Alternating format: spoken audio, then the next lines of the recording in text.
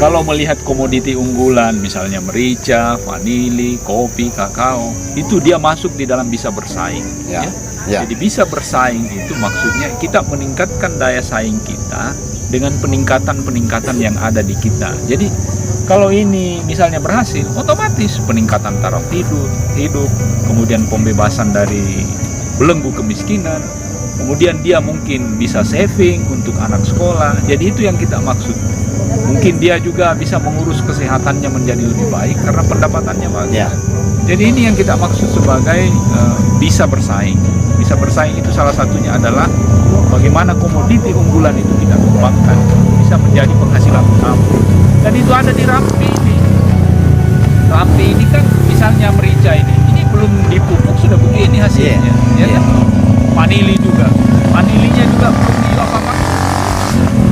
Artinya Rampi ini sudah punya modal yang besar karena topografinya, geografinya, iklimnya cocok dengan komoditi unggulan.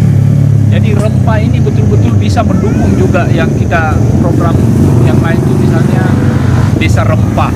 Ini pas sekali ini. Saya yakin Rampi ini akan menjadi penghasil rempah, penghasil komoditi unggulan yang bisa diandalkan. Saya kira itu.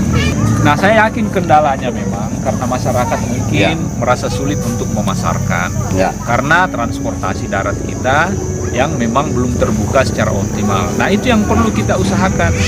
Jadi perbaikan jalan, katakanlah jalan untuk ojek saja tidak putus dari Masamba ke Rampi itu sudah bisa memicu perputaran ekonomi di sini, memicu perubahan pola pikir yang ada di Rampi karena potensinya sangat besar, potensi pengembangannya sangat besar, cocok.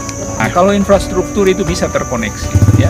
Jadi infrastruktur itu kita kemas di dalam bisa terkoneksi dan bisa maju, ya.